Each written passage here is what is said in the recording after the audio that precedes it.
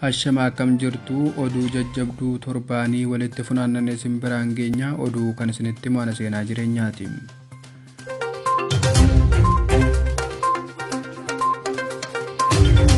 Hashama akkam jirtu oduu jajjabduu torbaanii walitti funaannanii simbiraan geenya oduu kan isinitti maana seenaa jireenyaati. Akkuma harmi shamaraa gad ilaalutti qalbiin shamaraa gad ilaaltii kan jette manguddoon baran ammoo kan addaati.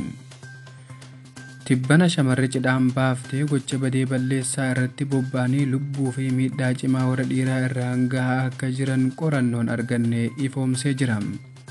Shamarri shakkii fi hinaaffaan guutamtee gocha miilig duguggaa sanyii aanolee fi calanqootti raawwateen kan wal fakkaatu hojjechaa akka jiranii fi fuula duraafis gocha kana cimsinee itti fufna kan jedhan dhoksaa waliif galaa jiraachuun iccitiin miliqee ni addeessa.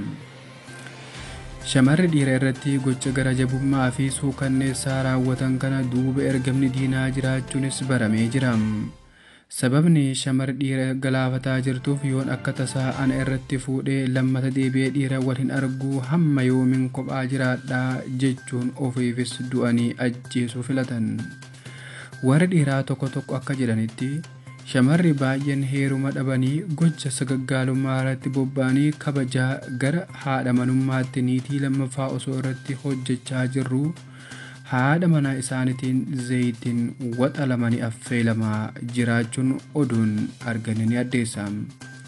Warri dhiiraatti dabaluudhaanis guyyaa hojii hojjetaa oollee galgala ishee akaafaa buluu waan hin dandeenyeef halkaniif guyyaa walitti dhaabnee hojjechaa hin dandeenyu torbaanitti guyyaa 2 yookaan yeroo 3 akka isaan bira hojjennu gaafannus guyyaa hafan bakka biratti baallama qabdaa yaada jedhuun aariin guutamanii zayitii gurra nu buusaa jiran yaada jedhuun aariin guutamanii hiriira bahuudhaaf qophii xumuranii jiran. Egaa oduun har'aa isinii qabanne kanuma fakkaata torbaan hanga oduu biraatiin walitti deebinutti nagaan turam.